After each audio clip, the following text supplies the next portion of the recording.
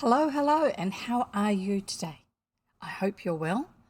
I'm just going to bring up some information here so I can see it in case I need it. Sorry about that. Um, we've had a horrible shift in the atmospheric pressure here in where I live in New Zealand. Bad weather, that's what happens. So far, we're not having lots of rain, but we are having lots of wind. But one of the things that it does do is induces headaches for a number of us. So yeah, if I look a little bit distracted, if I seem a little bit lost on the page, a little bit more so than normal, which anyone who's been here regularly will know that that happens quite often anyway, please excuse me. It's probably the headache. Anyway, so if you're new here, hi, I'm Jev. I read old-fashioned children's stories, and the sort of stories I read, in fact, I think all of the stories I've read so far are ones that I've read, my parents have read, and also my grandparents have read. I grew up reading books that they had all passed on to me. Thoroughly enjoyed it. Most of them were English, as in English. There were a few New Zealand and Australian ones, one or two Canadian and also American ones, but mainly English, just because that's what we had easy access to in the family. So I read those sort of books. In fact, I often read those actual books. I'm just wondering if I've got one handy that I can show you. Just wait. Don't go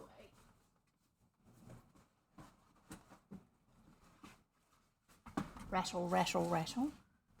Yes, I do. These two books. This one here, I don't know that it's actually the copy that we had when I was growing up, but it's got the same illustrations that I remember, the exact same illustrations that I remember. And this one here is one that my dad had and thoroughly enjoyed when he was growing up. And it was given to his dad in 1920. So I'm pretty sure that they both read it. So that's the sort of thing I mean. At the moment, I am reading on a first generation iPad mini, which you can't install apps on. It doesn't do any updates or anything like that anymore, but it's great for going online to find ebook versions of old books for free on places like Project Gutenberg and the Internet Archive, and downloading them and then using its inbuilt book app to be able to read them to you. So that's where I'm reading from at the moment. I live in New Zealand, commonly nicknamed NZ because of the way we say the initials of the name of the country. It's summer here in New Zealand, whereas most of my listeners are probably in the Northern Hemisphere, which means it's winter for you. And also you won't be in the same time zone as me, I think. Very unlikely for you to be in the same time zone as me. It's now 3 o'clock in the afternoon in New Zealand. So there you go. Oh, pardon me. I'm burping. So I refer to what I do as rough reads because they're more like bedtime stories than audiobooks. They have mistakes. They have me burping, sneezing, coughing, scratching, rearranging my nose stud just because it's irritating me. Sorry. And also getting lost on the page. That seems to happen fairly regularly. I wonder if we should start a getting lost counter that can be used in the presentation of the story, the overlay, the this is the headache speaking. Wonder if we can do at some stage in the future a getting lost counter, which when anyone picks up that I have got lost on the page somewhere, they can actually type it into the chat and then it shows an extra number up on the screen, and we could just make it something to point at and laugh, I suppose. I don't see any other purpose for it. But hey, why not have something that's interactive like that? I welcome lurkers. I have no problem with people listening instead of interacting in the chat, unlike a lot of people who stream live on Twitch and also on YouTube too, people who stream on YouTube. I don't. I put recordings over there. I'm happy for you to look because that's the way stories go. the rough reads reference to being like a bedtime story, that's because I make mistakes and all those other things, but it's also because when I think that there's something that doesn't quite make sense, I'll try and figure out what it is. Or if it's something that I know I understand and most other people these days don't, I will stop in the middle of the story and explain it, and then usually try and find where I got to on the page. Sorry about that. So I think that's enough of an introduction. I do hope you have something to drink and something to eat and somewhere comfortable to sit so you can listen. So yeah, these are my my Dutch spice biscuits. They're yummy. Yeah, I have my water bottle at the ready. I also have, special treat, a little bit of L&P with some elderflower and lime cordial mixed into it. L&P is a New Zealand specific drink. It's just a fizzy drink, a soda, soft drink. Originally made with lemon juice and some mineral water from a particular town that was called Pyroar. So the drink is called Lemon and Pyroar, also known as L&P. Why not? Anyway, enough of that. That's way too much talk about everything else. Instead, we're going to start reading. I am currently reading More William by Richmal Crompton, and we are currently up to chapter 13, which is called William and the Ancient Souls. That sounds a bit odd. Anyway, I'll just see if I can change the angle on my camera ever so slightly. There you go. Then I don't have to feel like I'm looking up like this to see you. So William and the Ancient Souls, chapter 13 of More William by Richmal Crompton. And this is the second to last chapter of the book. William and the Ancient Souls. The house next to William's had been unoccupied for several months, and William made full use of its garden. Its garden was in turns a jungle, a desert, an ocean, and an enchanted island. William invited selected parties of his friends to it. He had come to look upon it as his own property. He hunted wild animals in it with Jumble, his trusty hound. He tracked red Indians in it, again with Jumble, his trusty hound, the mongrel dog, which is his pet. And he attacked and sank ships in it, making his victims walk the plank, again with the help and assistance of Jumble, his trusty hound. Sometimes, to vary the monotony, he made Jumble, his trusty hound, walk the plank into the rain tub. This was one of the many unpleasant things that William brought into Jumble's life. It was only his intense love for William that reconciled him to his existence. Jumble was one of the very few beings who appreciated William. The house on the other side was a much smaller one and was occupied by Mr. Gregorius Lambkin. Mr. Gregorius Lambkin was a very shy and rather elderly bachelor. He issued from his front door every morning at 8:30, holding a neat little attaché case in a neatly gloved hand. An attaché case is a rather fancy version of a briefcase. It's usually more like a leather satchel. Anyway, you can look it up, find a picture for it. And maybe if you're regularly here, you can even post a link to the picture in the chat. If not, then you can go over to Discord and post a link to it there. And the links for Discord and other things like that are in my profile, which you will find below where we're reading at the moment. Anyway, attaché case, gloves, holding a neat little attaché case in a neatly gloved hand. He spent the day in an insurance office and returned still unruffled and immaculate at about 6:30. Most people considered him quite dull and negligible, but he possessed the supreme virtue in William's eyes of not objecting to William. William had suffered much from unsympathetic neighbours who had taken upon themselves to object to such innocent and artistic objects as catapults and pea-shooters and cricket balls. William had a very soft spot in his heart for Mr. Gregorius Lambkin. William spent a good deal of his time in Mr. Lambkin's garden during his absence, and Mr. Lambkin seemed to have no objection. Other people's gardens always seemed to William to be more attractive than his own, especially when he had no right of entry into them. There was quite an excitement in the neighbourhood when the empty house was let. It was rumoured that the newcomer was a personage. She was the president of the Society of Ancient Souls. The Society of Ancient Souls was a society of people who remembered their previous existence. The memory usually came in a flash. For instance, you might remember in a flash when you were looking at a box of matches that you had been Guy Fawkes. Or you might look at a cow and remember in a flash that you had been Nebuchadnezzar. Then you joined the Society of Ancient Souls and paid a large subscription and attended meetings at the house of its president in costume. And the president was coming to live next door to William. What do you reckon? A little bit of potential for something to go awry?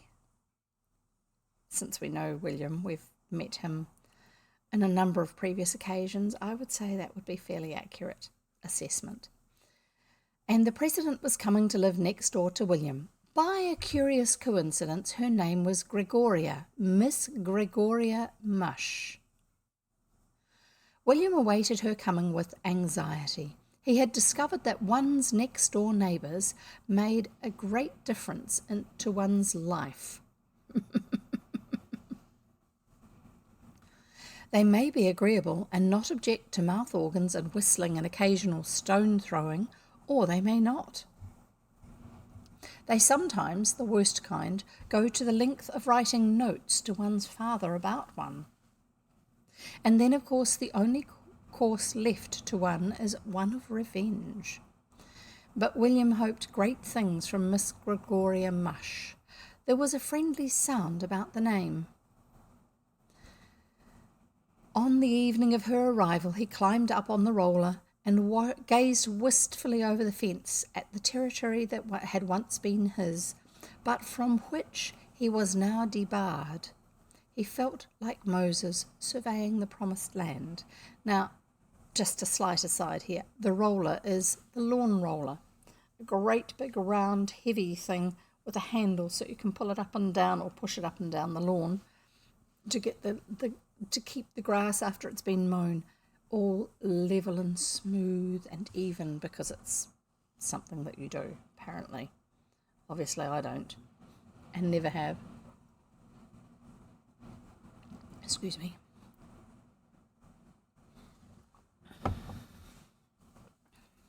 He felt like Moses surveying the promised land. Miss Gregoria Mush was walking in the garden. William watched her with bated breath. She was very long and very thin and very angular, and she was reading poetry out loud to herself as she trailed about in her long draperies. "O moon of my delight," she declaimed. Then her eye met William's. The eyes beneath her pince-nez were like little gimlets. A gimlet is a sharp thing for poking holes and stuff, all sorts of things. A roller. I'm going to have to write these down, aren't I, for the pictures to put into our Discord server. So a roller for the lawn and a gimlet. I've heard it referred to as a gimlet too, but I'm pretty sure it's a gimlet in this context. I don't think there was anything else. The eyes beneath her pince-nez, oh yeah, that's right, pince-nez, are glasses that don't have these side bits to hold them on your face, that hook over your ears, because those bars go over your ears to hold the glasses in the right place. Pince-nez are just this piece here, and they have a little wee piece in the middle that pinches onto your nose, and so it holds onto your nose like this, and the lenses sit there because they are attached to the thing that pinches onto your nose. Pince-nez, meaning pinch nose, I think. Sounds like it, doesn't it? Somewhere in some old boxes that I have, I actually have a pair of them. They look absolutely ridiculous on me because they're tiny, tiny, tiny little things, and they're quite close together, and my face is quite big. So I don't wear them, but hey, they're amusing. And if I find them, I will actually put a photograph of them over in our Discord server sometime, just because they do get referred to from time to time in the books that we're reading. The implication always seems to be that it's someone who's a little bit more posh. They wear pince-nez instead of spectacles, which is what we now call our glasses, as opposed to glasses for drinking out of. But you knew that anyway. Right, pince-nez. The eyes beneath her pince-nez were like little gimlets. "How dare you stare at me, you rude boy," she said. William gasped. This does not bode well.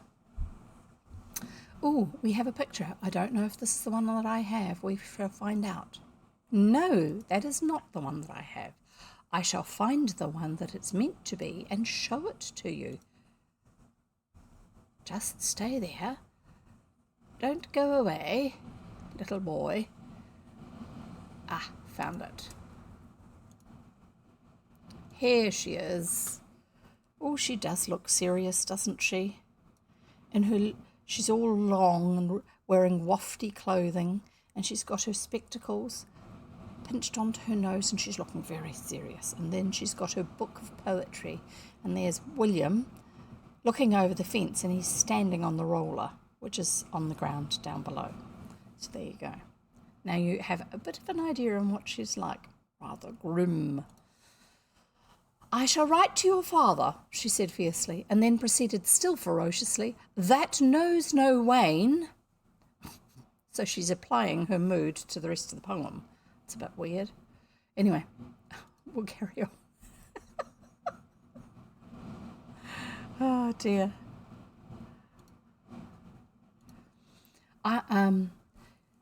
"Crumbs," murmured William, descending slowly from his perch. I think that's one of his favourite words, crumbs. He says it a lot.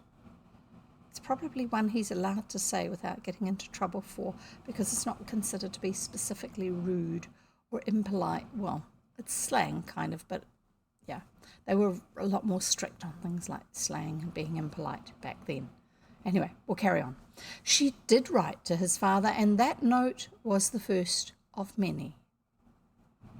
She objected to his singing. She objected to his shouting. She objected to his watching her over the wall, and she objected to his throwing sticks at her cat. She objected both verbally and in writing. This persecution was only partly compensated for by occasional glimpses of meetings of the ancient souls. For the ancient souls met in costume, and sometimes William could squeeze through a hole in the fence and watch the ancient souls meeting in the dining room. Miss Gregoria Mush, arrayed as Mary Queen of Scots, one of her many previous existences, was worth watching. And always there was the garden on the other side. Mr. Gregorius Lambkin made no objections and wrote no notes, but clouds of fate were gathering around Mr. Gregorius Lambkin. William first heard of it one day at lunch. "I saw that old loony talking to poor little Lambkin today," said Robert, William's elder brother. In these terms did Robert refer to the august president of the Society of Ancient Souls, the old loony. And the next news Robert brought home was that poor little Lambkin had joined the Society of Ancient Souls, but didn't seem to want to talk about it. He seemed very vague as to his previous existence, but he said that Miss Gregoria Mush was sure that he had been Julius Caesar. The knowledge had come to her in a flash when he raised his hat and she saw his bald head. "I was under the impression that the flash that you got was about yourself, not somebody else." And I'm just going to interrupt and say, "Hi, Limbs. Good to have you here." Yes, the household is doing well, apart from weather-related headaches. But we'll carry on reading. There was a meeting of the ancient souls that evening, and William crept through the hole and up to the dining room window to watch. A gorgeous scene met his eyes. Now, gorgeous probably, although we're going to find out as soon as I finish reading, carry on reading, but I'm going to give you a definition here. We use gorgeous to mean wonderful, fancy, impressive, all of those lavish type words. Gorgeous actually means highly or brightly coloured. I think that we may have both of those in this context, but we shall keep reading. When I find the right line. A gorgeous scene met his eye. Noah conversed agreeably with Cleopatra in the window seat, and by the piano Napoleon discussed the Irish question with Lobengula, whoever that is. You can look that one up. Lobengula. I can even write it down for you. Lobengula. It's possibly someone who was, well, it will be in this context. It will be some historic figure, but we don't know who, unless you look it up for us. As William watched, his small nose flattened against a corner of the window, Nero and Dante arrived, having shared a taxi from the station. Miss Gregoria Mush, tall and gaunt and angular, presided in the robes of Mary, Queen of Scots, which was her favourite previous existence. Then Mr. Gregorius Lambkin arrived. He looked as unhappy as it is possible for a man to look. He was dressed in a toga and a laurel wreath. A toga. If you're trying to play dress-ups and you want to look like you're dressed in a toga, you use a sheet and you wrap it around yourself. That's the traditional way to be dressed in a toga. Lobengula. Let's have a look. I'm just looking this up. Yeah, probably.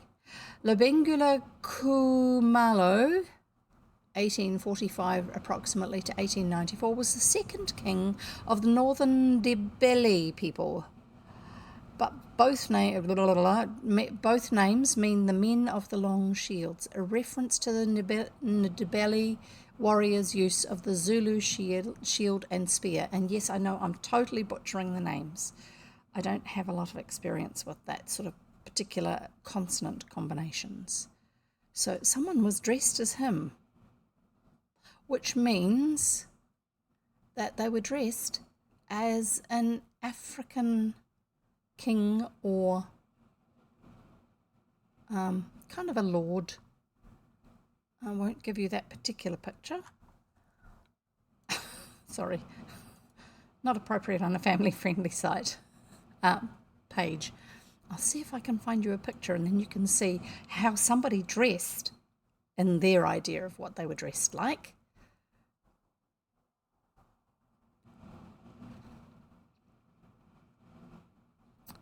I think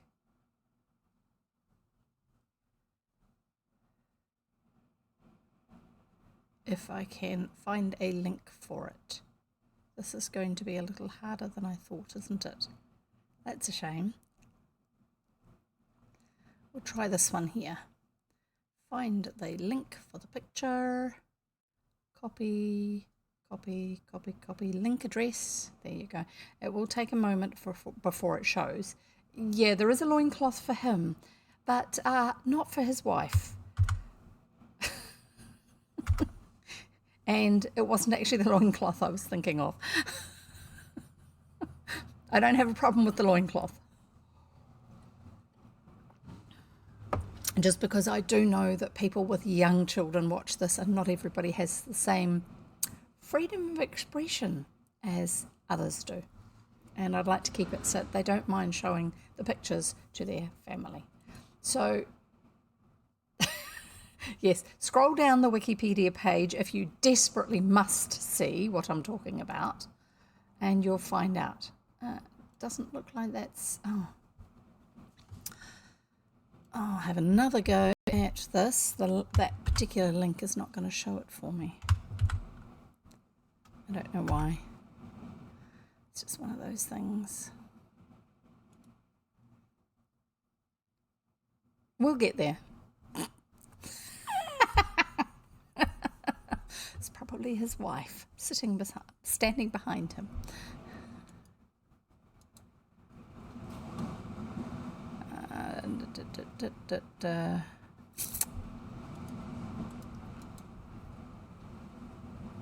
Okay, we'll try this a different way. Oh, why am I having so much trouble with this?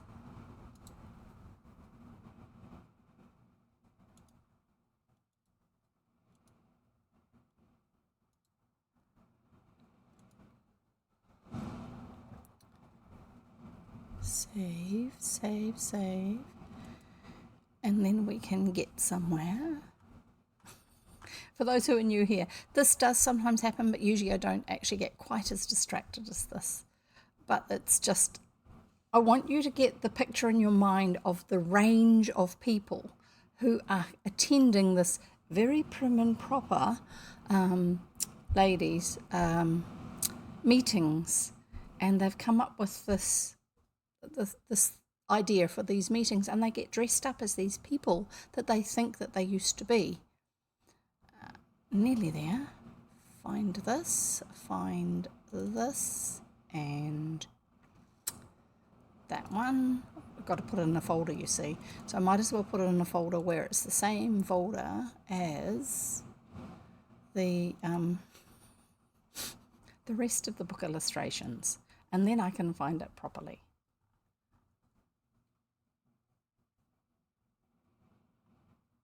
Why are you not showing? You should be.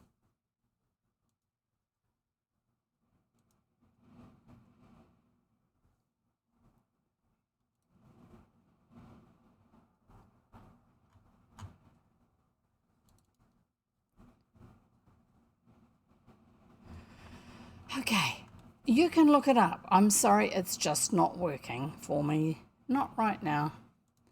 But we will have William's view in a minute, which will just be a variation on it.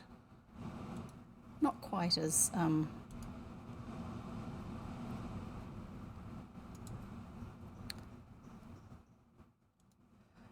this one might work. Yeah, this is the one that Levin was looking at.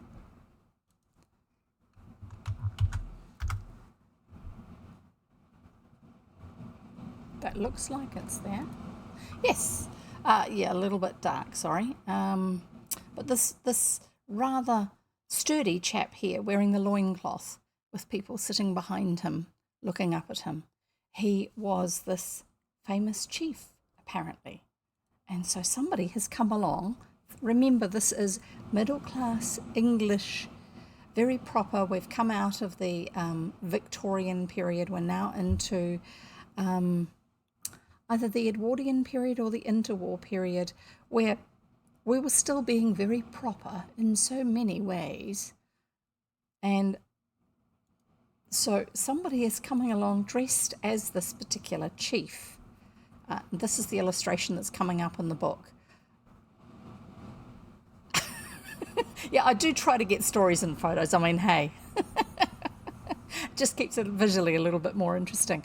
So these are people sitting on the sofa talking. So I'm thinking that this one here is meant to be Mr. whatever his name was, and my page has actually gone to sleep on my iPad. I'll bring that back up again. Mr. Gregorius Lambkin is this one here, I think. See, he's wrapped in this sheet-like thing, and he's got a laurel wreath on his head. And this, I think, is the neighbour, Miss Gregoria Mush. And she's wearing her big Edwardian ruff collar, among other things. She's probably got velvet and satin and all sorts of things like this in one of those widow's bonnets, which is the ones that come down like this and then come back like this and around, and it's got lace around the edges, and it's all very proper because that's what she likes, having her things like. Anyway,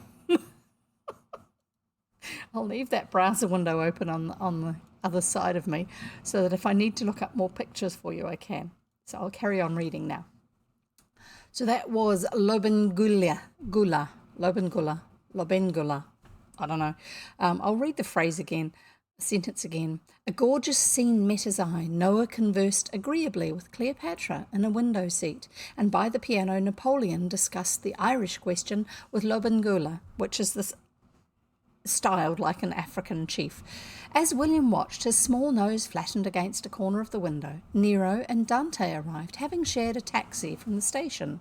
Miss Gregoria Mush, tall and gaunt and angular, presided in the robes of Mary, Queen of Scots, which was her favourite previous existence. Then Mr. Gregorius Lambkin arrived. He looked as unhappy as it is possible for a man to look. He was dressed in a toga and a laurel wreath. Heat and nervousness had caused his small, waxed moustache to droop. His toga was too long, and his laurel wreath was crooked. Miss Gregoria Mush received him effusively.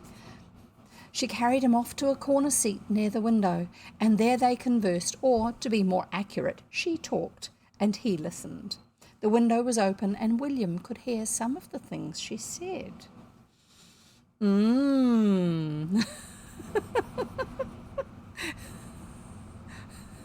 Yes, it does remind me of your Twitter name, Lemon. Now you are a member who must come here. Now you are a member who must... I'll try this again. This is Miss Gregoria Mush speaking to Mr. Gregorius Lambkin. Now you are a member, you must come here often. You and I, the only ancient souls in this vicinity, we will work together and live only in the past. Have you remembered any other previous existence? No? Try. It will come in a flash, any time. I must come and see your garden. I feel that we have much in common, you and I. We have so much to talk about. I have all my past life to tell you of. What train do you come home by? We must be friends, real friends. I'm sure I can help you much in your life as an ancient soul. Our names are almost the same. Fate, in some way, unites us. Oh dear. And Mr. Lambkin sat, miserable and dejected, and yet with a certain pathetic resignation. For what can one do against fate? Then the president caught sight of William and approached the window. And that was Mr. Lambkin sat miserable and dejected, and yet with a certain pathetic resignation was where this picture comes from.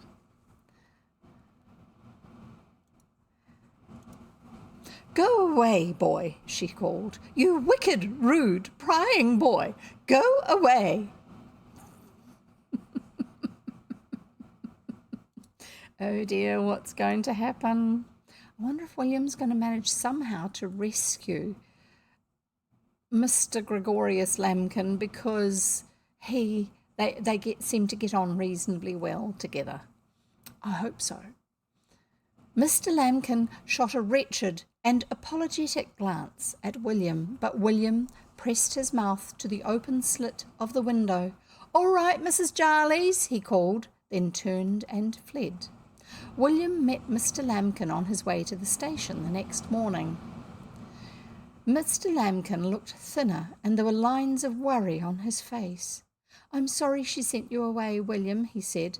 It must have been interesting to watch, most interesting to watch. I'd much rather have watched than... But there, it is very kind of her to take such an interest in me, most kind. But however, she's very kind, very kind. She very kindly presented me with the costume, hardly suitable perhaps, but very kind of her. And of course there may be something in it. One never knows. I may have been Julius Caesar, but I hardly think. However, one must keep an open mind. Do you know any Latin, William? Just a bit, said William guardedly. I've learnt a lot, but I just don't know much. That would be pretty accurate. Say some to me. It might convey something to me. One never knows. She seems so sure. Talk Latin to me, William. Hic, haec, hoc, said William obligingly. And you can look up the Latin for whatever that means. Julius Caesar's reincarnation shook his head. No, he said, I'm afraid it doesn't seem to mean anything to me. Hunk, hank, hock, went on William monotonously. I'm afraid it's no good. I think these are... In Latin, you practice a lot of things that are tenses and usages. So you talk about he came, they came, we came, but then you have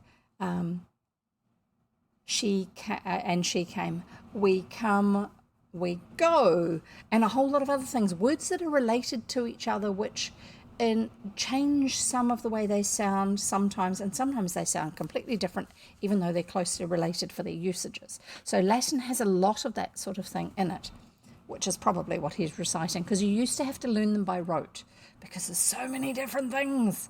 No, I didn't learn Latin. I'm afraid it's no good, said Mr. Lambkin. I'm afraid it proves that I'm not. Still, one may not retain a knowledge of one's former tongue. One must keep an open mind. Of course, I'd prefer not to, but one must be fair. She's kind, very kind. Shaking his head sadly, the little man entered the station. That evening, William heard his father say to his mother, "She came down to meet him at the station tonight. I'm afraid his doom is sealed. He's no power of resistance, and she's got her eye on him."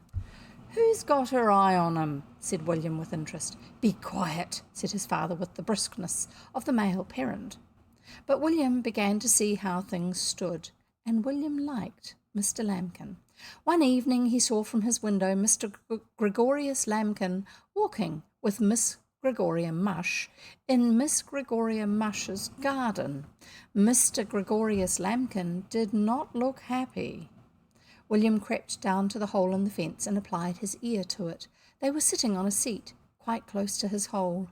"Gregorius," the president of the Society of Ancient Souls was saying, "when I found that our names were the same, I knew that our destinies were interwoven."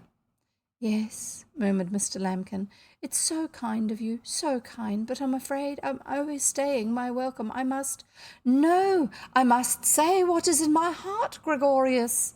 You live on the past. I live in the past. We have a common mission, the mission of bringing to the thoughtless and uninitiated the memory of their former lives. Gregorius, our work would be more valuable if we could do it together. If the common destiny that has united our nomenclatures could unite also our lives." "It is so kind of you," murmured the writhing victim, "so kind. I am so unfit. No, friend," she said unkindly, "I have power enough for both. The human speech is so poor an agent, is it not?" A doorbell clanged in the house. "Ah, the Committee of the Ancient Souls. They were coming from town tonight." That means from the city. "Come here tomorrow night at the same time, Gregorius, and I will tell you what is in my heart. Meet me here at this time tomorrow evening." William here caught sight of a stray cat at the other end of the garden. In the character of a cannibal chief, he hunted the white man, otherwise known as the cat, with blood-curdling war whoops, but felt no real interest in the chase. He bound up his scratches mechanically with an ink-stained handkerchief. The cat fought back. Then he went indoors. Robert was conversing with his friend in the library. "Well," said his friend, "it's nearly next month. Has she landed him yet?"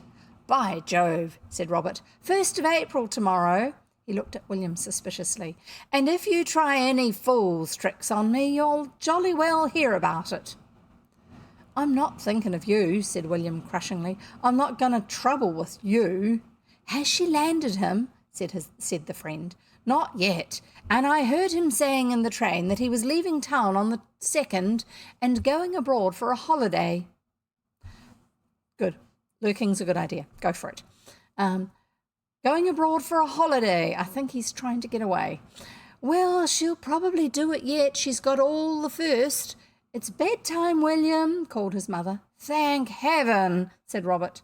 William sat gazing into the distance, not seeing or hearing. "William," called his mother. "All right," said William irritably. "I'm just thinking something out." William's family went their ways cautiously the next morning. They have experience with William and April the 1st, and the other name for April the 1st is April Fool's Day, the day that we pull pranks on one another. and William probably has come up with some doozies in the past. We shall see how it goes this time.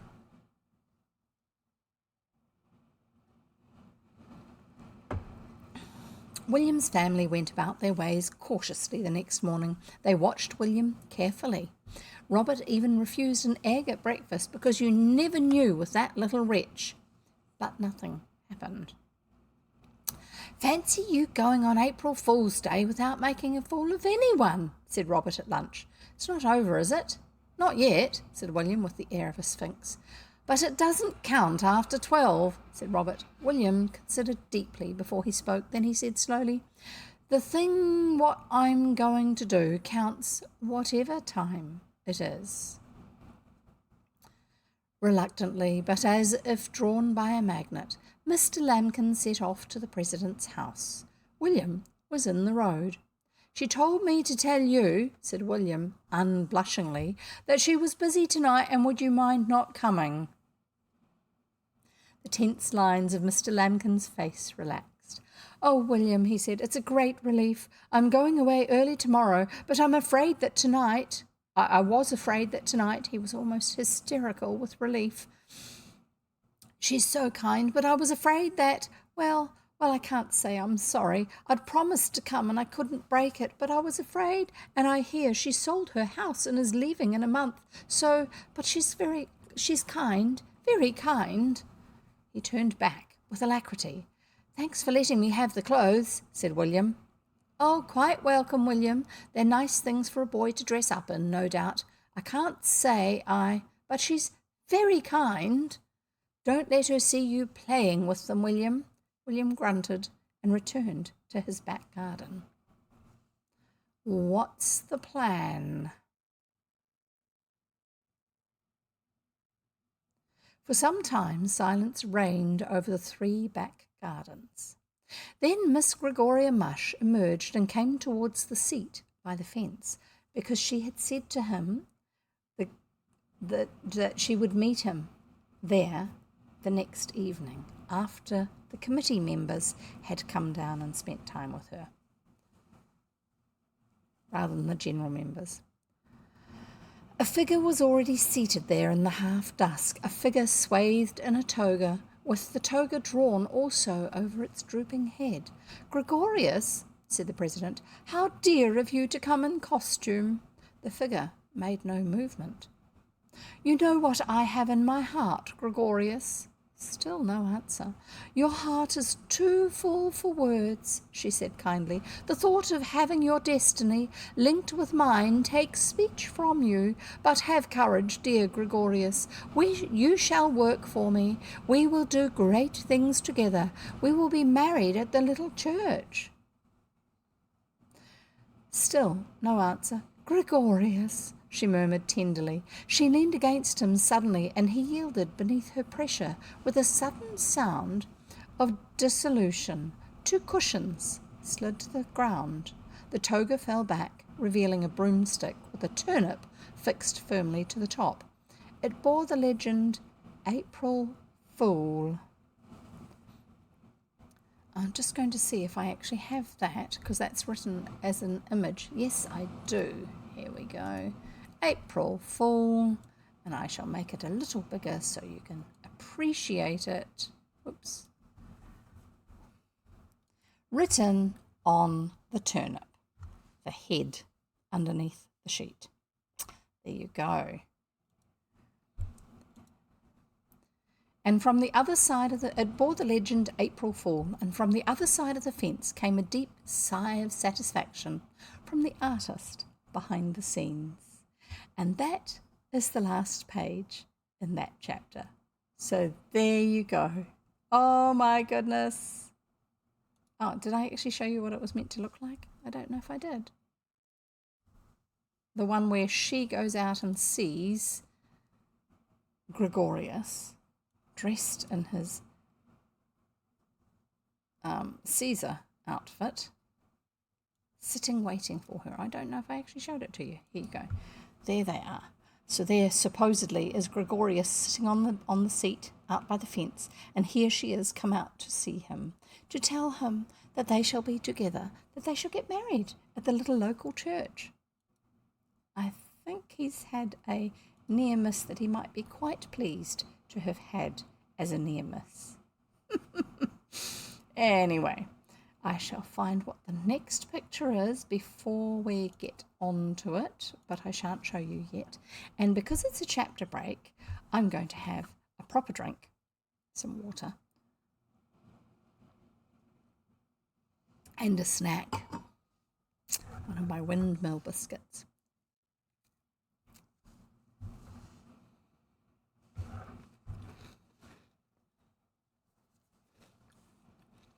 They're very crunchy. And this one is a little Dutch boy or girl, I'm not sure which, looking after a plant. Can you see? I'm trying to get my camera to look at it reasonably clearly. The light across it kind of works. They're yummy.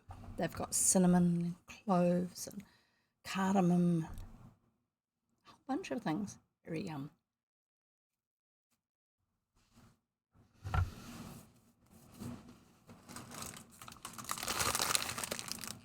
There they are. That's what they look like. Speculaas, the Dutch. Het houden speculaas hier. I don't know. I don't speak Dutch. Very old-fashioned picture on the side of it too. And they have in them cinnamon, nutmeg, cloves, allspice, ginger, coriander, mace, and cardamom as spices. Makes them very yum. So, and yes, I do have to look over my glasses if I'm looking at writing that's really, really small up close.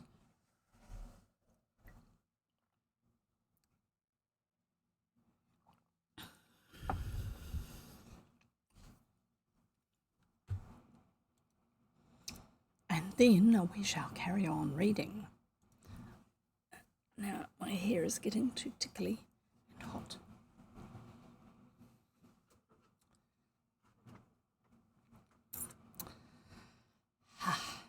The headache isn't really helping.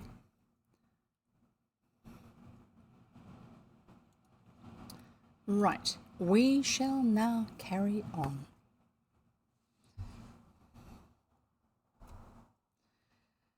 More William by Richmal Crompton. And this should be the last chapter. Yes, it is the last chapter of the book. So it doesn't matter quite so much if I'm taking a little bit more time chatting in between, because usually we finish sometime after 4 o'clock, and this will take us through. So More William by Richmal Crompton, chapter 14, William's Christmas Eve. I think we started around Christmas, didn't we, at the beginning of this book? So this is probably in the story. It's been a whole year. Oh, and that's one of the funny things about the William books, is all of them are current for him. He doesn't, in the stories, doesn't actually grow up. Although they are set, because they're written over quite a long time period. Each of the books is set in the era that it was written in. But with modifying it to keep it the current affairs as being less dominant than what was common for most people at the time. Anyway, so here we go. More William by Richmal Crompton, chapter 14. Sorry, just making sure I'm not wearing my sneeze. Thank you. William's Christmas Eve. It was Christmas. The air was full of excitement and secrecy. William, whose old-time faith in notes to Father Christmas sent up the chimney. Try that again. Old-time faith in notes to Father Christmas sent up the chimney had died a natural death as the result of bitter experience. He had thoughtfully presented each of his friends and relations with a list of his immediate requirements. So, up the chimney, write a note to Santa Claus, and then you put it on the fire, and then the smoke carries the message to Father Christmas in his mind when he was younger. And obviously, it didn't bring about the sort of results he was hoping for, which is probably why he was disappointed with it. And so instead, he has taken to writing notes and giving them to people directly, hoping that they will get him what is on his list. And here we have William's Christmas list. There's an image. There you go. Things I want for Christmas. Number 1, a bicycle. Number 2, a gramophone. His own version of writing.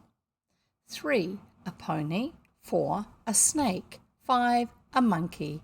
6, a bugle. 7, a trumpet. 8, a red engine uniform. 9, a lot of sweets. So he's started to write something and then he crossed it out. 10, a lot of books. There you go. And we'll see how we get on with his list. He had a vague and not unfounded misgiving that his family would begin at the top of the list. No, at the bottom of the list instead of the top. He was not surprised, therefore, when he saw his father come home rather later than usual, carrying a parcel of books under his arm. A few days afterwards, he announced casually at breakfast, "Well, I only hope no one gives me the Great Chief or the pirate ship or the Land of Danger for Christmas." His father started. "Why?" he said sharply. "Just 'cause I've read them, that's all," explained William with a bland look of innocence. The glance that Mr. Brown threw at his offspring was not altogether devoid of suspicion, but he said nothing. He set off after breakfast with the same parcel of books under his arm and returned with another. This time, however, he did not put them in the library cupboard, and William searched in vain. So William had already looked at what was in the parcel, obviously. Did you used to do that? We sometimes did, until I got to for me, I stopped at the stage where I realised that it actually spoilt the fun of receiving the Christmas presents on Christmas Day, because I already knew what they were. I like the fun of not knowing what they were and discovering it on the day. Sorry, this is because my throat's a little bit tickly now, probably from that sneeze. The question of Christmas festivities loomed large upon the social horizon. Robert and Ethel can have their party on the day before Christmas Eve, decided Mrs. Brown, and then William can have his on Christmas Eve. William surveyed his elder brother and sister gloomily. "Yes, and us eat up just what they've left," he said with bitterness. "I know." Mrs. Brown changed the subject hastily. So he's thinking Ethel and, what's the brother's name? Robert. I nearly said George. Ethel and Robert having their Christmas party on one day, and Mum taking all the food that's left over and using it for William and his friends the next day. Yeah, it would be a little bit disappointing to be only getting the leftovers. Sorry. It's the biscuit. It got caught. Anyway, it should be fine now. Mrs. Brown changed the subject hastily. "Now, let's see whom we'll have for your party, William," she said, taking out pencil and paper. "You say whom you'd like, and I'll make a list." "Ginger and Douglas and Henry and Joan," said William promptly. "Yes? Who else?" "I'd like the milkman." "You can't have the milkman, William. Don't be so foolish."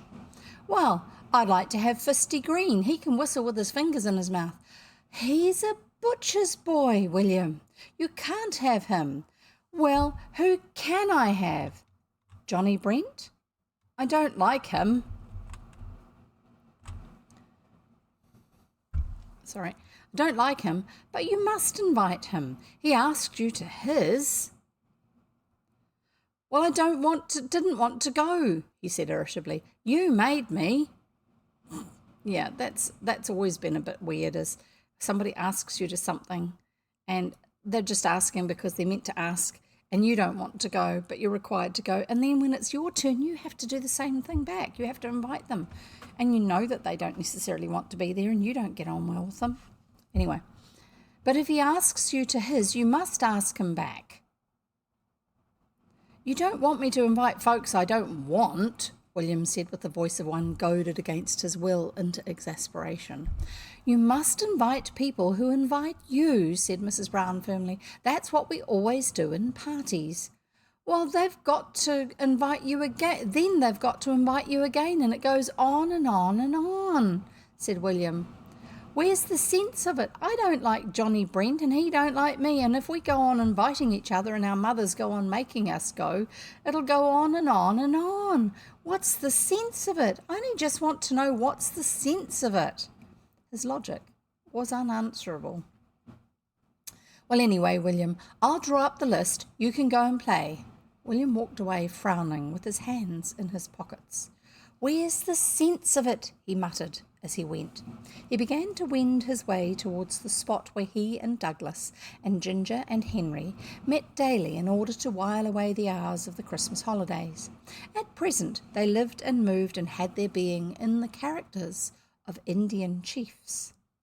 As William walked down the back street, which led by a shortcut to their meeting place, he unconsciously assumed an arrogant strut, suggestive of some warrior prince surrounded by his gallant braves. "Garn, swank!" He turned with a dark scowl. On a doorstep sat a little girl gazing up at him with blue eyes beneath a tousled mop of auburn hair. William's eye travelled sternly from her Titian curls to her bare feet. Auburn hair, it's a browny red. And Titian the artist used to often depict women as being rather statuesque with this sort of hair. So that's the reference. He assumed a threatening attitude and scowled fiercely. "You'd better not say that again," he said darkly. "Why not?" she said with a jeering laugh. "Well, you just better not," he said with a still more ferocious scowl. "What'd you do?" she persisted.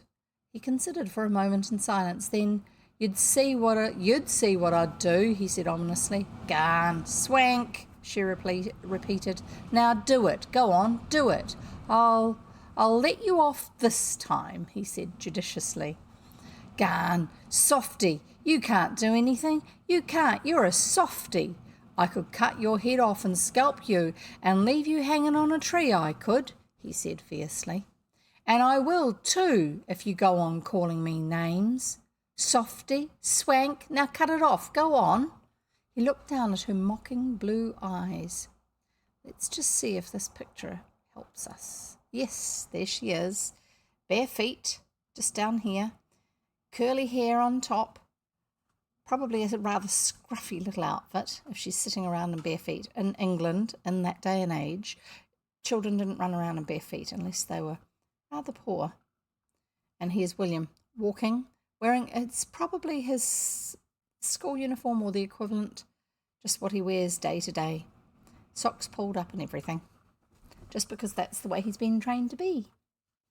He looked down at her mocking blue eyes. "You're jolly lucky I don't start on you," he said threateningly. "Folks I do start on soon get sorry, I can tell you." "What'd you do to them?" He changed the subject abruptly. "What's your name?" he said. "Sheila. What's yours?" William. "I'll tell you something if you come and sit down by me." "What'll you tell me?" "Something I bet you don't know." "I bet I do." "Well, come here and I'll tell you," she said. He advanced towards her suspiciously. Through the open door he could see a bed in a corner of the dark, dirty room and a woman's white face upon the pillow. "Oh, come on," said the little girl impatiently. He came on and sat down beside her. "Well," he said condescendingly, "I bet I knew all the time." "No, you didn't. Did you know?" She sank her voice into a confidential whisper. "There's a chap called Father Christmas what comes down chimneys Christmas Eve and leaves presents in people's houses." He gave a scornful laugh. "Oh, that rot. You don't believe that rot, do you?" "Rot?" she repeated indignantly. "Why, it's true as true. A boy told me what had hanged his stocking up by the chimney, and in the morning it was full of things, and they was just the things what he'd wrote on a bit of paper and thrown up the chimney to this here Christmas chap." "Only kids believe that rot," persisted William.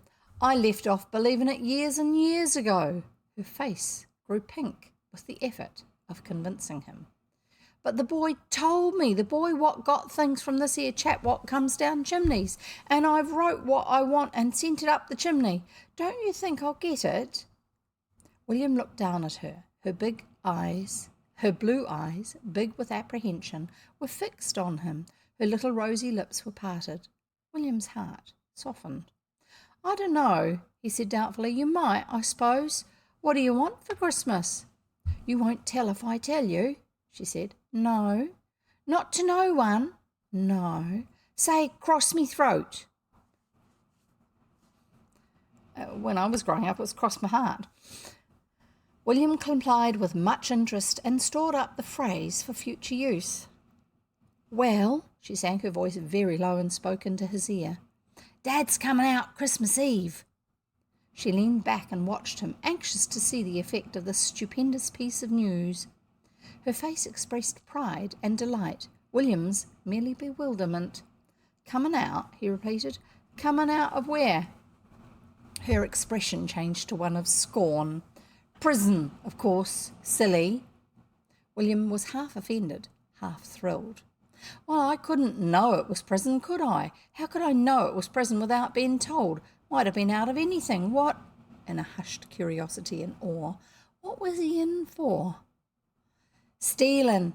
Her pride was unmistakable. William looked at her in disapproval. Stealing's wicked, he said virtuously. Ha, she jeered. You can't steal. You're too soft, softy. You can't steal without being copped first. You first go. You can't. I could, he said indignantly. And anyway, he got copped, didn't he? Or he'd not have been in prison. So there. He didn't get copped first go. It was just a sort of mistake, he said. He said it won't happen again. He's a jolly good stealer. Cops said he was, and they ought to know. Well, said William, changing the conversation, what do you want for Christmas?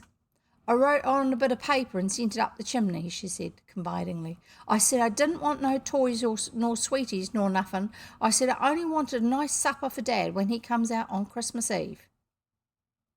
We ain't got much money, me and Mother, and we can't get him much of a spread, but if this here Christmas chap sends one for him, it'll be fine.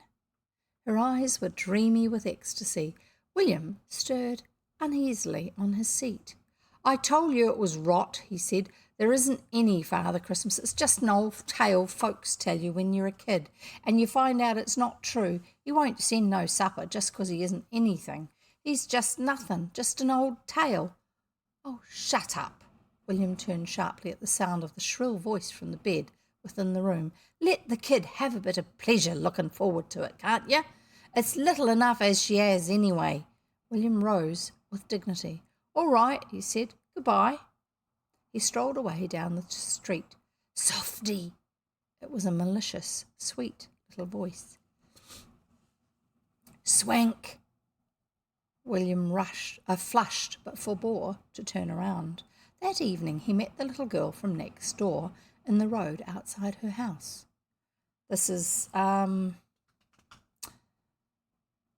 don't think this story lines up with the timeline of the one we've just had before, which is with the people from the different time period, because it talked about the house being empty for a while, because I'm pretty sure that this girl here, Joan, actually has moved away in the previous story. We'll just see. Anyway, we'll carry on, pretend it's not an issue. That evening he met the little girl from next door in the road outside her house. Hello, Joan. Hello, William. In these blue eyes there was no malice or mockery. To Joan, William was a godlike hero. His very wickedness partook of the divine. Would you like to come and make a snowman in our garden, William? She said tentatively. William knit his brows. I don't know, he said ungraciously. I was just kind of thinking. She looked at him silently, hoping that he would deign to tell her his thoughts, but not daring to ask. Joan held no modern views on the subject of the equality of the sexes. Do you remember that old tale about Father Christmas, Joan? He said at last. She nodded. Well, suppose you wanted something very bad and you believed that old tale and sent a bit of paper up the chimney about what you wanted very bad and then you never got it. You'd feel kind of rotten, wouldn't you? She nodded again. I did one time, she said. I sent a lovely list up the chimney and I never told anybody about it, and I got lots of things for Christmas and not one of the things I'd written for. Did you feel awful rotten? Yes, I did. Awful. I say, Joan, he said importantly, I've got a secret. Do tell me, William, she pleaded. Can't. It's a cross me throat secret. She was mystified and impressed. How lovely, William. Is it something you're going to do? He considered. It might be, he said. I'd love to help. She fixed adoring blue eyes upon him. Well, I'll see, said the Lord of Creation. I say, Joan, you coming to my party? Oh, yes, she said. Well, there's an awful lot coming, Johnny Brent and all that lot. I'm jolly well not looking forward to it, I can tell you. Oh, I am so sorry. Why did you ask them, William? William laughed bitterly. Why did I invite them? He said. I don't invite people to my parties. They do that. In William's vocabulary, they always signified his immediate family circle. Sorry, just got to change the way I'm sitting on a different chair to what I usually sit on. Just, it's better for my hips, but it's a bit uncomfortable. The seat's not so soft. Anyway, William had a strong imagination. When an idea took hold upon his mind, it was almost impossible for him to let it go. He was quite accustomed to Joan's adoring homage. The scornful mockery of his auburn-haired friend was something quite new, and in some strange fashion it intrigued and fascinated him. Mentally, he recalled her excited little face, flushed with eagerness as she described the expected spread. Mentally, also, he conceived a vivid picture of the long waiting on Christmas Eve, the slowly fading hope, the final bitter disappointment.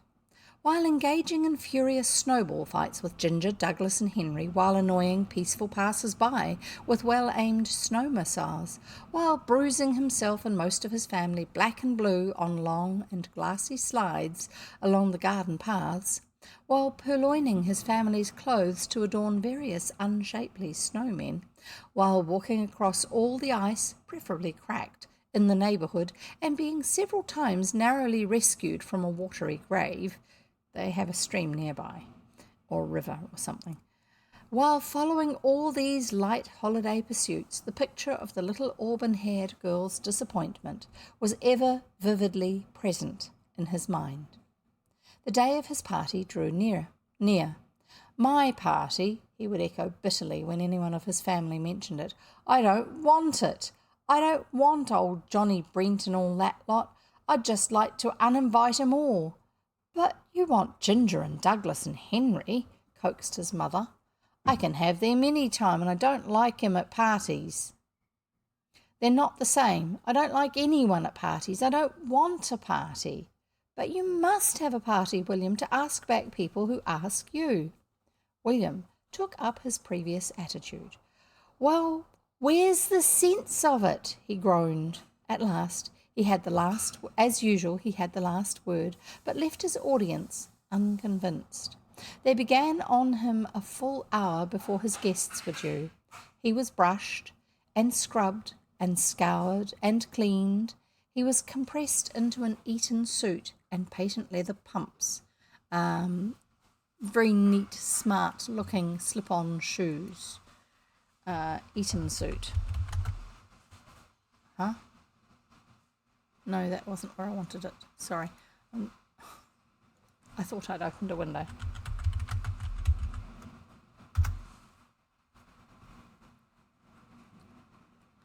Eton suit. Here we go.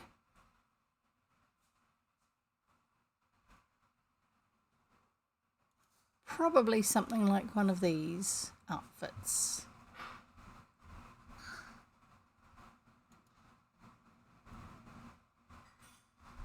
In fact, this little chap here looks like he might well be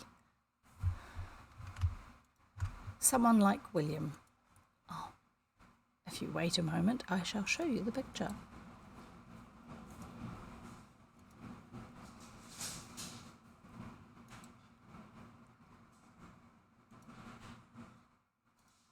Just so you know, because we have had reference to Eton suits before. Just waiting for it to load.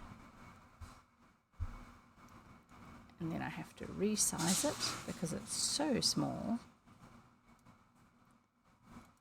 So, let's see if I can adjust that for you. Oh yes, I know how I can adjust it.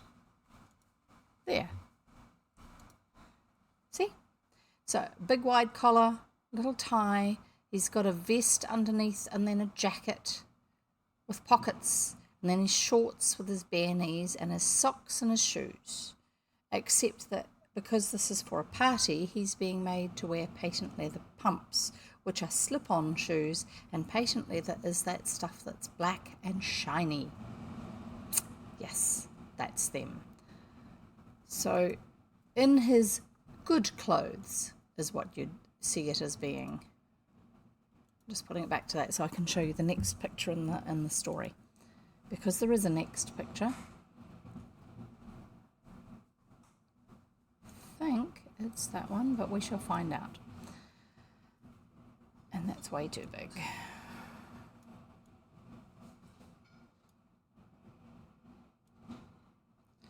And then we shall carry on reading.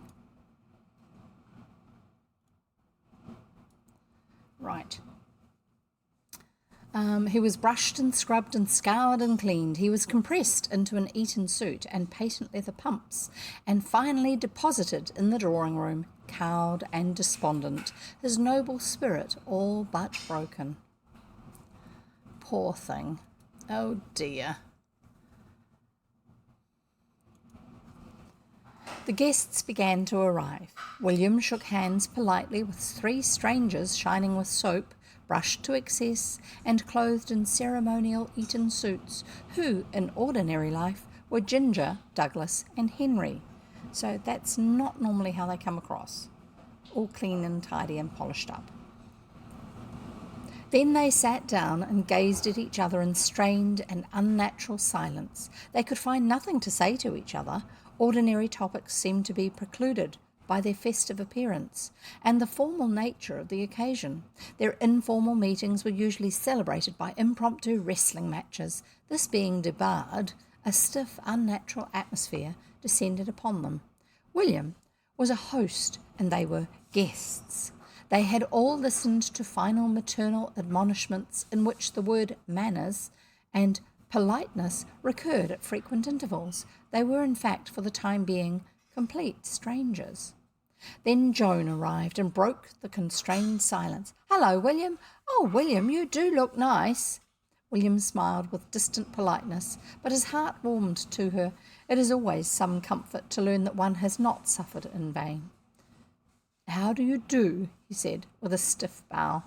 Then Johnny Brent came, and after him a host of small boys and girls. William greeted friends and foes alike with the same icy courtesy. Then the conjurer arrived. I'm going to interrupt again. I've lived in England for 4 years, and we had our children were quite young when we were living over there, and I had heard of this sort of thing where you have a party and there will be an entertainment put on for the children, such as a conjurer. The experience that we had was a friend's birthday party, and it was very, very common then to have a magician or a conjurer as the entertainment at the party. And to me, I'd read about it, but I'd never experienced it before. We used to go and do things ourselves. We would have, yes, our parents had organised it, but we were the entertainment. We would have pin the tail on the donkey games, which they do at birthday parties in England anyway. But we would also do things like treasure hunts or other things like that, where we're out doing it instead of having someone standing at the front entertaining us. So to me, it was very strange, but it's a very English thing, especially that sort of middle-class, quiet out in the villages, out in the small towns type of English. So there you go, I'll carry on. Then the conjurer arrived. Mrs. Brown had planned the arrangement most carefully. The supper was laid on the big dining room table. There was to be conjuring for an hour before supper to break the ice. In the meantime, while the conjuring was going on, the grown-ups who were officiating at the party were to have their meal in peace in the library. William had met the conjurer at various parties and despised him utterly. He despised his futile jokes and high-pitched laugh, and he knew his tricks by heart. They sat in rows in front of him, shining-faced, well-brushed little boys in dark Eton suits and gleaming collars, and dainty, white-dressed little girls with gay hair ribbons. William sat in the back row near the window, and next to him sat Joan. She gazed at his set, expressionless face in mute sympathy.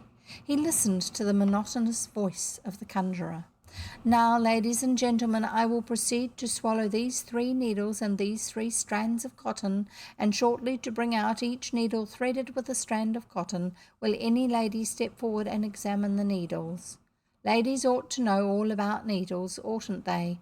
You young gentlemen don't learn to sew at school, do you? Ha ha. Perhaps some of you young gentlemen don't know what a needle is. Ha ha ha." Rather lame. William scowled and his thoughts flew off to the little house in the dirty back street. It was Christmas Eve. Her father was coming out of prison.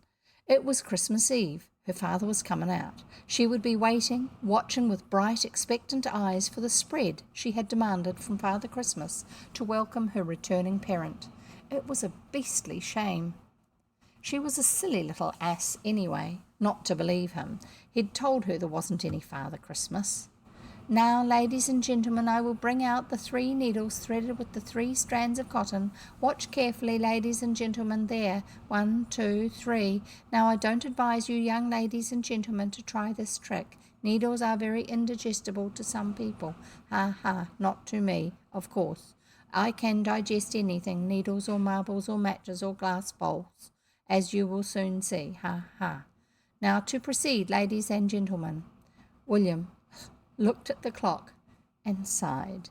Anyway, there'd be supper soon, and that was a jolly good one, because he'd had a look at it. Suddenly the inscrutable look left his countenance. He gave a sudden gasp and his whole face lit up. Joan turned to him. "Come on," he whispered, rising stealthily from his seat. The room was in half darkness, and the conjurer was just producing a white rabbit from his left toe, so that few noticed William's quiet exit by the window, followed by that of the blindly obedient Joan. And I'm thinking that that's this next picture. There they are, hopping out the window. And there's the conjurer up the far end of the room.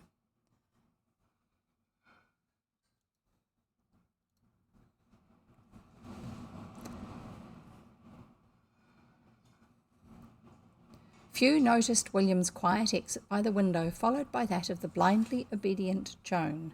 "You wait," he whispered in the darkness of the garden. She waited, shivering a little in her white muslin dress, till he returned from the stable, wheeling a hand-cart.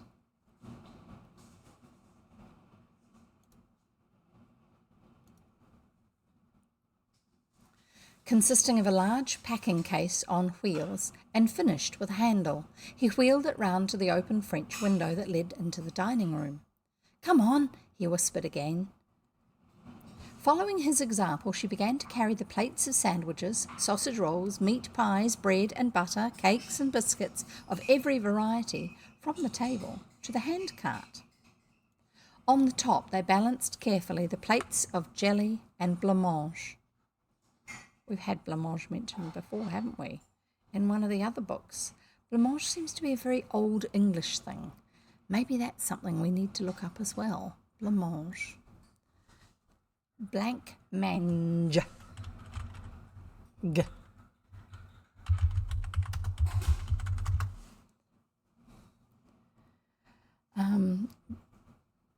On the top they balanced carefully the plates of jelly and blancmange and dishes of trifle, and round the sides they packed armfuls of crackers. At the end, she whispered softly, "What's it for, William?" "It's the secret," he said. The cross-me-throat secret I told you." "Am I going to help?" she said in delight. He nodded. Oh yes, the blancmange was what the girl who had been visiting and staying, no, it was Joan, had been wanting some instead of rice mould. And I found out what rice mould is. It wasn't quite what I thought it was. It's rice pudding, but made into a jelly mould shape. And it's probably got a little bit of extra with it to give it a slightly different texture to just normal rice pudding. Blancmange. Blancmange is a sweet dessert popular throughout Europe, commonly made with milk or cream and sugar, thickened with rice flour, gelatin, cornstarch, or Irish moss, and often flavoured with almonds. It's usually set in a mould and served cold. So here you go. I shall find you a picture of some blancmange. Find you a picture of, I'll say it again to try and make it happen. I'll find you a picture of some blancmange. And I shall then open image in new tab to make sure it's going to be big enough to see.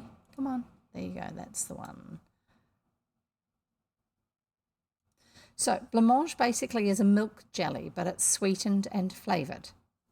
And it was considered quite a special treat because of the sort of flavours in it and the fact that it wasn't the sort of thing that you normally ate. Yep, here it comes. Blancmange. And once again, I shall turn off the colour correction just because I've got the, there you go, that's a lot more accurate. The colour correction is just because the pictures that I'm showing you from the book of William and the others, there you go, and those may be, those are crystalline, sugared white currants around it just to decorate it, to make it look nice. So it's like a jelly style dessert but done with milk and sugar and other flavours in it, and it's quite subtle but very, very appealing at the time. So we have jelly now as a dessert, and it's very cheap, very easy to get the stuff that you need to make it. So in New Zealand, you buy a little packet about this big and about this thick of jelly crystals, and it's got the flavouring and the colouring and the sugar and the gelatin in it. And you put it in a bowl and you pour boiling water on it, and then you mix it and you keep mixing it and you keep mixing it until the gelatin's completely dissolved, and then you put it in the fridge to chill and set. So it's actually very easy to make, and it's very cheap.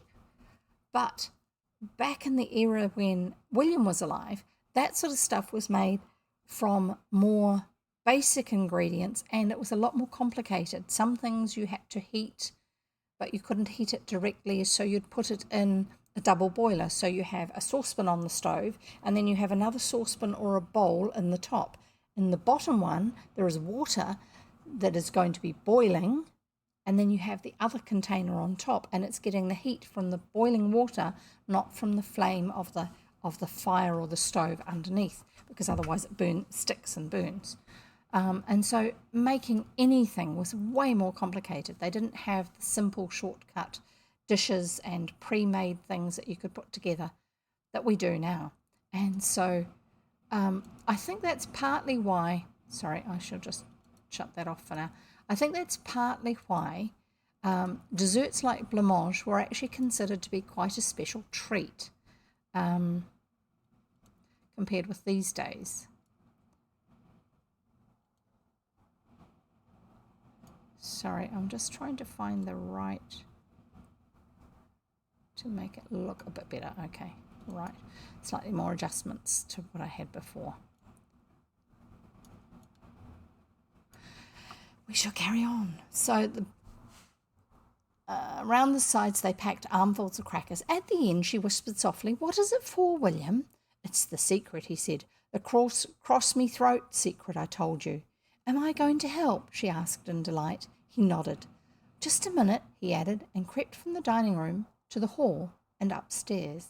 He returned with a bundle of clothing which he proceeded to arrange in the garden. He first donned his own red dressing gown and then wound a white scarf round his head, tying it under his chin so that the ends hung down. "I'm making believe I'm Father Christmas," he said. "And I'm making believe this white stuff is hair and beard, and this is for you to wear so you won't get cold." He held out a little white satin cloak, edged with swan's down. "Oh, how lovely, William, but it's not my cloak, it's Sadie Murford's." "Never mind, you can wear it," said William generously. Then, taking the handles of the cart, he set off down the drive. From the drawing room came the sound of a chorus of delight as the conjurer produced a goldfish in a glass bowl from his head. From the kitchen came the sound of the hilarious laughter of the maids. Only in the dining room, with its horrible expanse of empty table, was silence. They walked down the road without speaking till Joan gave a little excited laugh. "This is fun, William. I do wonder what we're going to do." "You'll see," said William.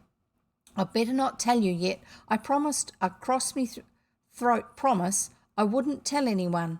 "All right, William," she said sweetly. "I don't mind a bit." The evening was dark and rather foggy, so the strange couple attracted little attention, except when passing beneath the street lamps. Then certainly people stood still and looked at William with his cart in open-mouthed amazement. At last they turned down a back street towards a door that stood open to the dark, foggy night. Inside the room was a bare table at which sat a little girl, her blue, anxious eyes fixed on the open door. "I hope he gets here before Dad," she said. "I really wouldn't like Dad to come and find it not ready." The woman on the bed closed her eyes wearily. Obviously Mother is not well. "I don't think he'll come now, dearie. We must just get on without it." The little girl sprang up, her pale cheeks suddenly flushed. "Oh, listen," she cried. "Something's coming." They listened in breathless silence while the sound of wheels came down the street towards the empty door. Then an old hand-cart appeared in the doorway, and behind it William in his strange attire and Joan in her fairy-like white cloak, white cloak, white dress, white socks and shoes, her bright curls clustered with gleaming fog jewels. The little girl clasped her hands. Her face broke into a rapt smile. Her blue eyes were like stars. Here we go. Oh, she cried. "It's Father Christmas and a fairy." There you go. So there's William with the white scarf around the top of his head and the tail end of it hanging down like a beard.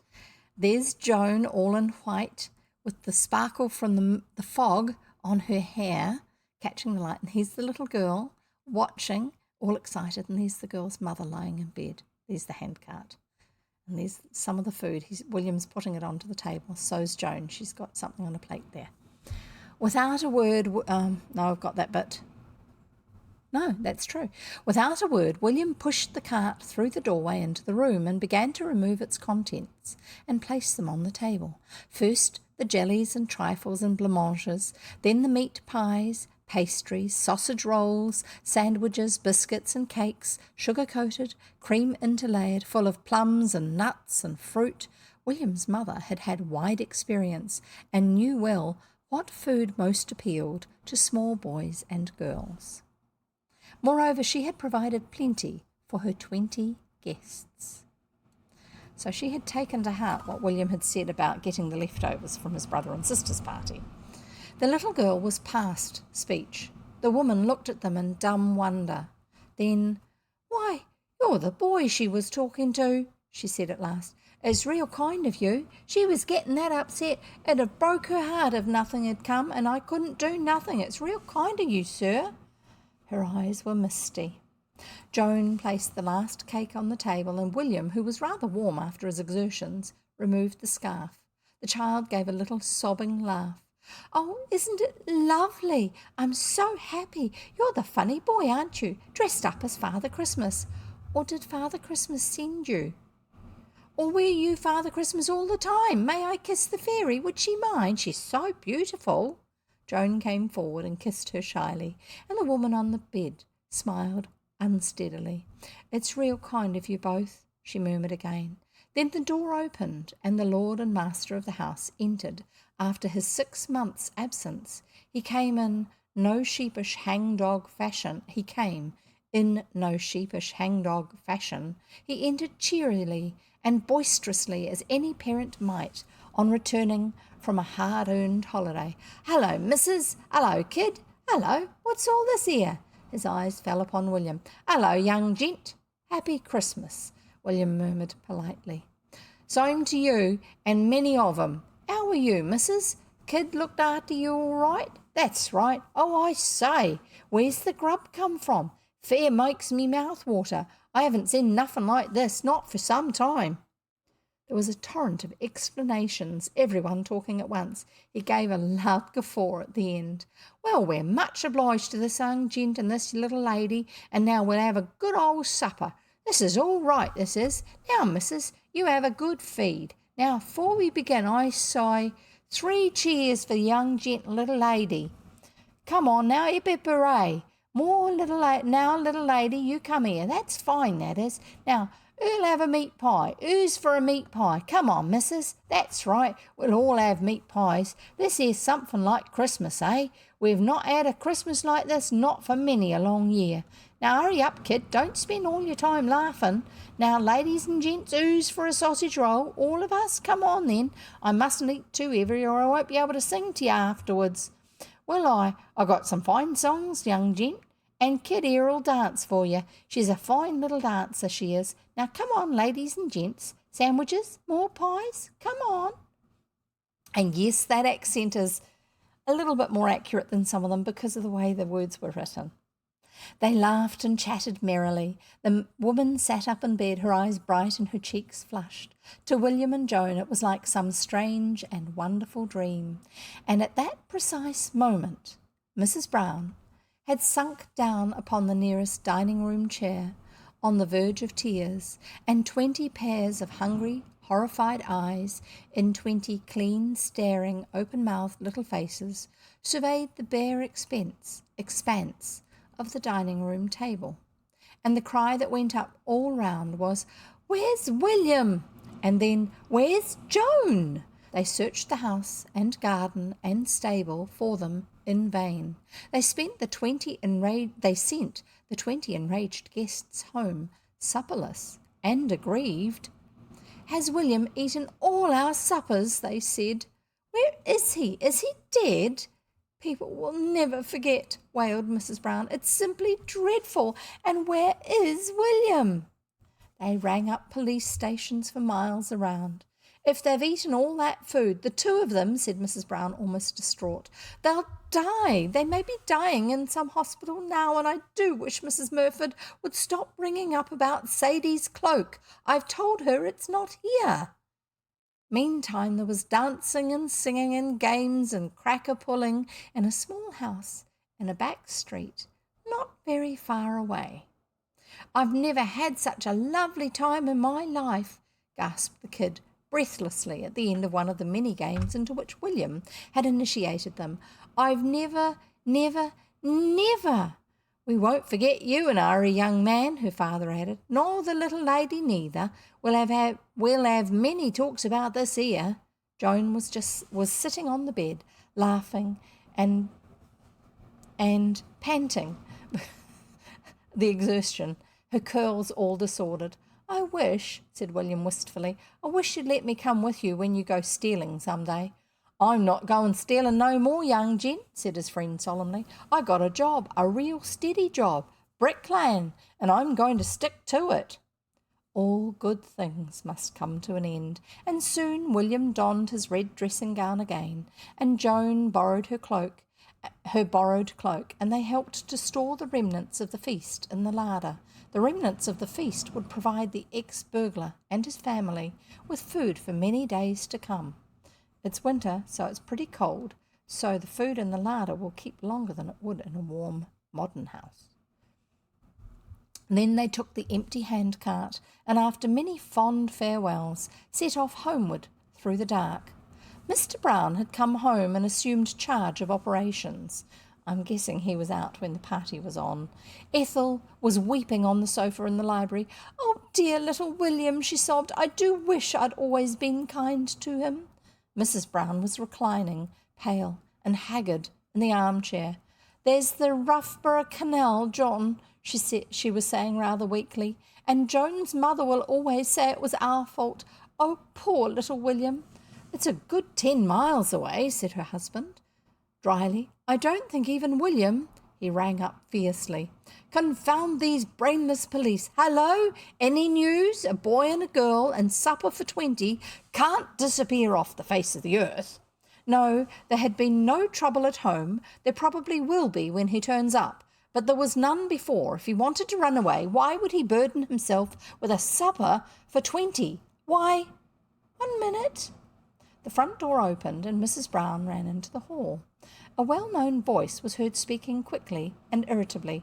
"I just went away, that's all. I just thought of something I wanted to do, that's all. Yes, I did take the supper. I just wanted it for something. It's a secret what I wanted it for. "William," said Mr. Brown. Through the scenes that followed, William preserved a dignified silence, even to the point of refusing any explanation. Such explanation as there was filtered through from Joan's mother by means of the telephone. It was all William's idea, Joan's mother said plaintively.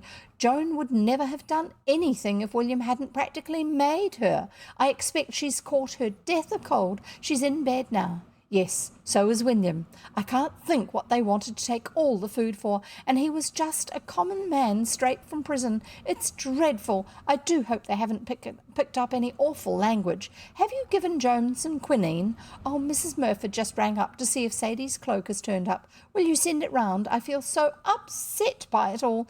If it wasn't Christmas Eve—"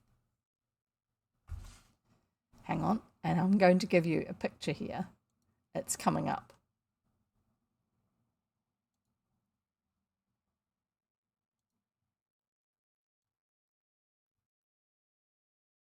And I shall add another one, actually. Sorry, I'm just trying to see over the edge of my...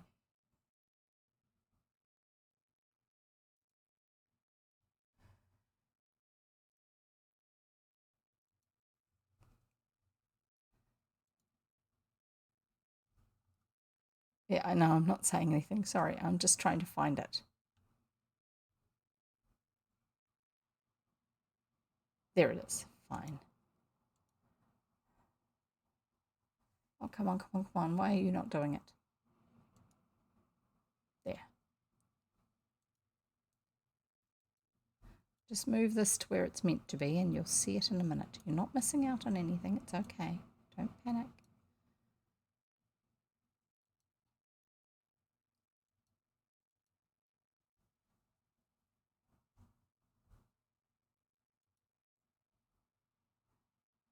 That one. Sorry. I turned off the wrong one. Will you send it round? I feel so upset by it all. If it wasn't Christmas Eve... And here you have the children. The houses occupied by William's and Joan's families, respectively, were semi-detached, but William's and Joan's bedroom windows faced each other, and there was only about 5 yards between them. So semi-detached means you have two houses stuck together on a middle wall down there, okay? So you've got all the bedrooms, the bathroom, the kitchen, everything in one house, and you have all the same thing again in the other house. It's a bit like a duplex, but I think it's a different ownership system. Semi-detached is a very common form of house.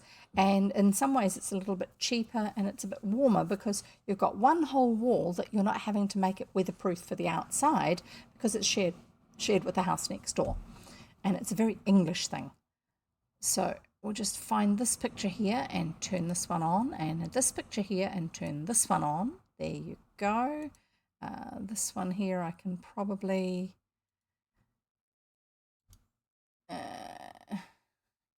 close. Go to this one, find the filter. No. This one, that one. Find the filter. copy the filter, duplicate, cancel. No, it's not going to do it. You just have to assume that they're looking the same level of darkness as each other. That's the way it is. And yeah, there's a bit of something in the corner of my screen that's disrupting it. Otherwise, I've got to add extra bits, and it's getting complicated as it is. The houses occupied by William and Joan's families, respectively, were semi-detached, but William's and Joan's bedroom windows faced each other, so they're not in the same building semi-detached. They're the next building in the row, so their walls face each other. So William's house is here, and then it goes on this way to the neighbour's house on one side, and Joan's house is here, and it carries on to the next house on the other side. And so they're in their bedrooms have windows in the hall and the walls that face each other. William and Joan's bedroom windows faced each other, and there was only about 5 yards between them. There came to William's ears, as he lay drowsily in bed, the sound of a gentle rattle at the window. He got up and opened it. At the opposite window, a little white-robed figure leant out, whose golden curls shone in the starlight. "William," she whispered, "I threw some beads to see if you were awake." "Were your folks mad?" "Awful," said William laconically. "Mine were too. I didn't care, did you?" "No, I didn't. Not a bit." "William, wasn't it fun? I wish it was just beginning again, don't you?" "Yes, I just do. I say, Joan, wasn't she a jolly little kid, and didn't she dance fine?" "Yes." A pause, then, "William, you don't like her better than me, do you?" William considered. "No, I don't," he said at last. A soft sigh of relief came through the darkness. "I'm so glad. Good night, William." "Good night," said William, sleepily drawing down his window as he spoke. And that's the end of the chapter and the book. So what are we going to read next time? I've been wondering about reading the next one that comes after Puck of Pook's Hill, which is the one by Rudyard Kipling. It's called Rewards and Fairies, and I don't know if you remember, the Puck of Pook's Hill was Puck the fairy is introducing Una and I can't remember her brother's name to the history of England, and especially their part of England, through introducing them to characters that supposedly had actually lived there before. Some of the stories were actually based on real historical characters, and some of them were made up characters set in a particular time frame. Not necessarily accurate by what we know now of English history, but at the time when he wrote them, they were set in a reasonably accurate portrayal that was understood at the time. And Rewards and Fairies carries on the same idea. And I think it's meant to be set a year later or something like that. The children are still down in that part of Kent, and Puck is going to introduce them to some more English history and some more characters from English history. And there'll be some poems as well. So maybe we'll read that next time, unless something else really comes up and grabs my attention that I think would be more suitable. Now, if you wish to join us in discussing any of the books that we've had or suggesting future ones, you're welcome to go and sign up on Discord, to our Discord server. The links for that are in my profile on YouTube and also on my profile page on Twitch. So regardless of where you're watching, there are links still available. I'm pretty sure it's on my YouTube page. It may not be on my YouTube page, in which case you'll have to go to my Twitch page from YouTube, because on my Twitch page I do have it. Anyway, so you can then join into the conversation, and it's very quiet. You won't get overwhelmed by lots of chatter over there. When I remember to, and there's not too much else going on, I will put the pictures from the stories we've been having into separate channels over there. It's like separate threads. So you can see the illustrations again, in case you're wondering what they like. And we discuss sometimes various things we've found out to do with stories. Oh, and if you've ever been any of the places that are referred to in the books, or you've experienced anything such as what is described in any of the stories that we're reading, anything related to any of the stories, you're welcome to share that over on Discord. in conversation with pictures if they're appropriate and that sort of thing. We do keep things family friendly just because, you know, we want a nice safe place for people to enjoy stories together. I've got grandparents who will listen to these stories with their grandchildren, and I'd like it all to stay suitable for them to be able to listen, to watch, and appreciate something. It's a great way for people to be able to share things that they have read, enjoyed themselves with their children and with their own grandchildren. And it's been lovely getting some feedback on that sort of thing from others who have been watching the stories. If you're watching this on YouTube, you're most welcome to write appropriate comments under the videos as you watch them. If you're watching this on Twitch and you want to actually catch up with anything that you've missed, about 2 weeks after I read live on Twitch, I actually put the stories over on YouTube into playlists. And the link, if you're watching on Twitch, is below in my profile, but I'll also give it to you here. And I'll also give you my my Discord link in case anyone wants that one, just so you don't have to go looking it up. And if you subscribe on YouTube or if you follow me on Twitch, then both of those services will notify you, especially on YouTube. If you click on the little bell icon, they will notify you when I go live or when I have put up a new video. And the reason that the stories are not listed as for kids on YouTube is so that people can actually interact, so people can actually make comments about stories that they've been listening to there. If something is designated as specifically for children on YouTube, all commenting is turned off. And so therefore you actually miss out on the opportunity to actually share a little bit of memories, enjoyment of anything that's happened. I've got a couple of people who will often comment on something that happened, something silly I've done or something like that below in the when after they've been watching the video. So it's a real encouragement for me too, because then I know that you've actually been listening to the stories and enjoying them. I hope you have. If you haven't been enjoying them, what are you doing here? Okay. Anyway, so yes, and if you're on YouTube, you can click the like button too. It does actually help YouTube to show other people who are interested in similar things, the stories, who may not have come across them before.